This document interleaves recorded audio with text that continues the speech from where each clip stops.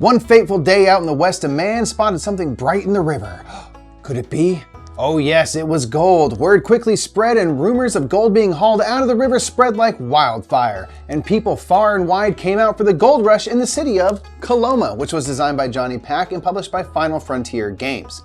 Hey everyone, I'm Mike Murphy of the Brothers Murph here with Board Game Geek, and today's episode of In Focus is sponsored by the Board Game Geek store. Well, I think it's about time to head out west, so let's get this game down to the table to go a little more in focus on Coloma.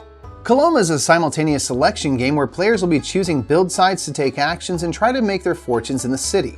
Each player will be given a frontier person, which will give them an asymmetric power. At the start of the round, all players will use their dial to secretly choose which site they would like to go to.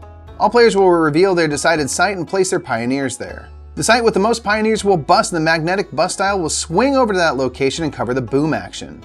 Then, in site order, all players will take the actions on the site they went to. Each site has two actions, the common action and the boom action. Though, as we showed, if the site busted, the boom action becomes unavailable for all pioneers there. But the common action may still be done, so all is not lost. One of the sites will have the Barker tile on it. This is magnetic and will move to the next site every round, covering up the action there. If pioneers go to the Barker tile, they may turn in coins and money to get tents and horses, and they may take a barrel with the boom action. Barrels give a one-time action or benefit. Site 1 allows players to activate their building cards with a shovel or a wheelbarrow. Site 2 allows pioneers to survey rivers and build bridges. The actions allow players to build with their saw or the hammer icon. These are on the player board and cost different resources. Rivers must be surveyed before a bridge is built above it. Site 3 is how you build building cards into players' tableaus. These cost different amounts for the hammer and the saw and will have actions at the bottom that will trigger when certain actions are done. Site 4 allows the player to move along the frontier. They will move their wagon as many spaces as they have horses, gaining bonuses along the way.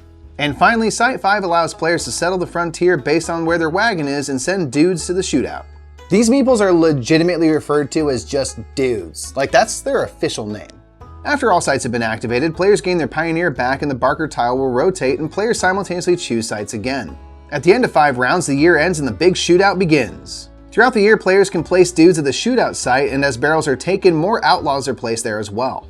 Players will then score points in gold based on how many dudes they had in the shootout and if the dudes outnumbered the outlaws. If a player doesn't participate in the shootout at all, they will have to place dudes in their graveyard. The shootout signals the end of the year, and at the end of 3 years, the game will end.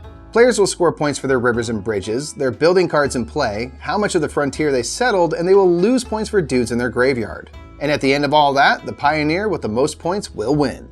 Coloma is always pulling you in different directions. Build bridges for endgame scoring, put tents out on the frontier, get more dudes, and of course, just praying you don't go to the same site as everyone else. It's not the end of the world if you do, as only the boom action gets covered, but it still hurts when you had a big plan all set up and someone just moseys onto the same site and ruins everything. And if Coloma seems like a game you'd enjoy, consider checking out its page at BoardGameGeek.com to learn more. And if you're looking to upgrade your next game night, visit the Board Game Geek store today. And until next time, I'm Mike Murphy. I've been here with Board Game Geek and we've been going in focus on Coloma. Have a great day.